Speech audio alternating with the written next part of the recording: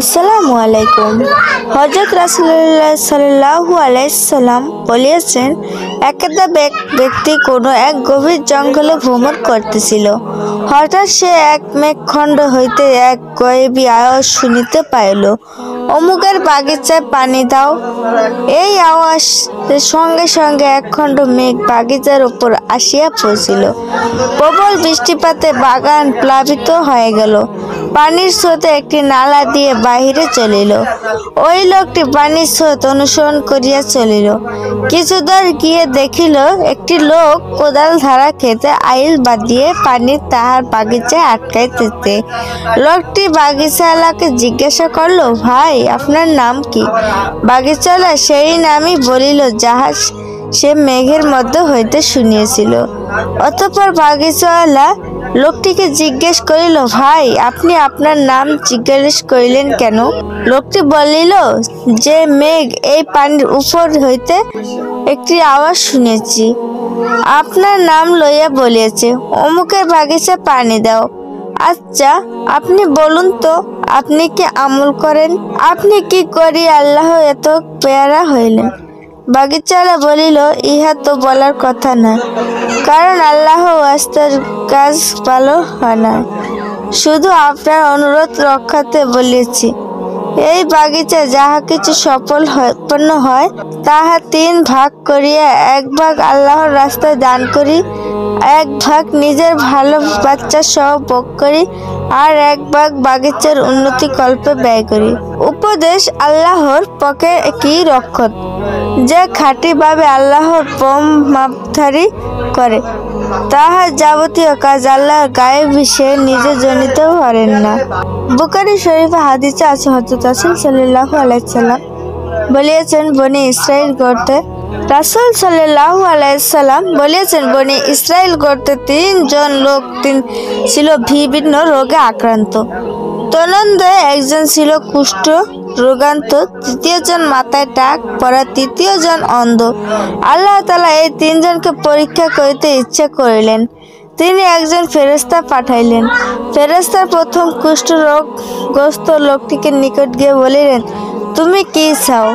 লোকটি উত্তর করিয়া, আমি আল্লাহর কাছে এই চাই যে আমার এই কুশীত ব্যতীত নিরাময় হোক, আমার দেহের চর্ম ন্যূনতম রূপ ধারণ করিয়া সুন্দর হোক, যেন আমি লোক সমাজে যাইতে পারি, লোকে আমায় ঘৃণা না করে, আমি যেন এই বালা হইতে মুক্তি পাই। ফেরেশতা তাহার শরীরে হাত বুলাইয়া দোয়া করিলেন। মুহূর্তের মধ্যে তাহার রোগ নিরাময় হয়ে গেল, সর্বশরীর ন্যূনতম রূপ ধারণ করিল। তারপর আল্লাহর ফেরেশতা তাহাকে জিজ্ঞাসা করিলেন, তুমি কি পাইতে চাও? লোকটি বলিল, আমি উট পাইলে সন্তুষ্ট হই। ফেরেশতা তাহাকে একটি গর্ভবতী উটনী আনিয়া দিলেন এবং আল্লাহর দরবারে বরকতের জন্য দোয়া করিলেন। অতঃপর ফেরেশতা টাক পরা লোকটির নিকট গিয়ে বলিলেন, তুমি কোন জিনিস পছন্দ করো? লোকটি বলিল, আমার মাথায় ব্যথা নিরাময় হোক, যে কারণে লোক আমায় ঘৃণা করে। আল্লাহর ফেরেশতা তার মাথায় হাত বুলাইয়া দিলেন, সঙ্গে সঙ্গে তার মাথা ভালো হয়ে গেল, নতুন চুল গজাইয়া ন্যূনতম রূপ ধারণ করিল। এবং ফেরেশতা জিজ্ঞাসা করিলেন, যে প্রকারে মাল তুমি পাইতে চাও? সে বলিলে, আল্লাহ যদি আমাকে একটি গরু দান করেন তবে আমি খুব সন্তুষ্ট হই। ফেরেশতা এক গর্ভবতী গাভী আনিয়ে দিলেন এবং বরকতের জন্য দোয়া করিলেন। অনন্তর ফেরেশতা অন্ধ লোকটির নিকট গমন করিয়া আল্লাহ জিজ্ঞাসা করিলেন, তুমি কি চাও?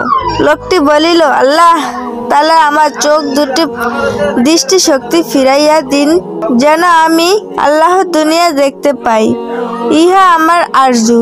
আল্লাহ তাআলা ফেরেশতা তাহার চোখের উপর হাত বুলিয়ে দিলেন, সঙ্গে সঙ্গে তাহার চোখ ভালো হইয়া গেল, সে দৃষ্টিশক্তি ফিরিয়া পাইল। অতঃপর ফেরেশতা জিজ্ঞাসা করিলেন, আচ্ছা বলো তো, কোন চিজ তুমি পছন্দ করো? অন্ধ বলিল, আল্লাহ যদি আমাকে একটি বরকি দান করেন আমি খুব খুশি হইব। ফেরেশতা ততক্ষণ একটি গর্ভবতী বকরি আনিয়া তাহাকে দিলেন এবং বরকতের দোয়া করিয়া চালিয়ে গেলেন। অল্প দিনের মধ্যে এই 3 জন উট, গরু এবং বকরির মাঠ পূর্ণ হইয়া গেল। তাহারে প্রত্যেক একজন বিরাট ধনী। অনন্তকাল পরে সেই ফেরেশতা খুব যুদ্ধে পুনরায় সেই উটওয়ালার কুষ্ঠরোগীর নিকট আসিয়া বলিলেন, আমি বিদেশে সফর আসিয়া বড় অভাবগ্রস্ত হইয়া পড়েছি।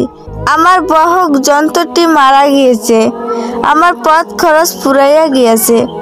আপনি যদি মেহেরবানি করিয়া কিছু সাহায্য না করেন তবে আমার কষ্টের সীমা থাকিবে না। এক আল্লাহ ছাড়া আমি সম্পূর্ণ নিরুপায়। যে আল্লাহ আপনার সুন্দর সুশ্রী চেহারা দান করিয়াছেন তাহার নামে আমি আপনার নিকট একটি উট প্রার্থনা করিতেছি।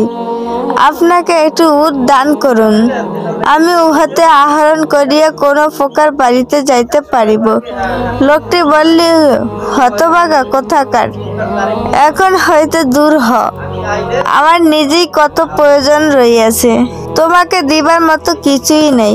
ফেরেশতা বলিলেন, আমি তোমাকে চিনি বলিয়া মনে হইতেছে। তুমি কি কুষ্ঠ রোগগ্রস্ত ছিলে না? লোকে কি এ রোগের কারণে তোমাকে তুচ্ছ ঘৃণা করতে না? তুমি কি গরিব নিঃস্ব ছিলে না? ততপর আল্লাহ পাক কি তোমাকে এই ধন সম্পদ দান করেন নাই? লোকটি বলিল, বাহ বাহ, কি মজার কথা বলিতেছে। আমার বাপ দাদার কাল হইতে বড়লোক, এই সম্পত্তি পুরুষ না কুমড়ে আমার ভোগ দখল করিতে আসতেছি। ফেরেশতা বলিলেন, তুমি মিথ্যাবাদী হও। তুমি আল্লাহ তাআলা তোমাকে সেই রূপ করিয়া দিন যেই রূপ তুমি পূর্বে ছিলে।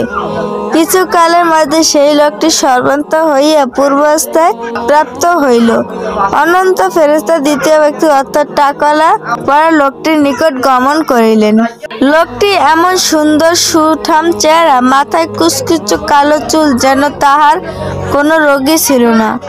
ফেরেশতা তাহার নিকট একটি গাভী চাইলেন, কিন্তু সেও উটওয়ালার ন্যায় না সূচক শব্দ জবাব দিলেন। ফেরেশতা তাহাকে বদদোয়া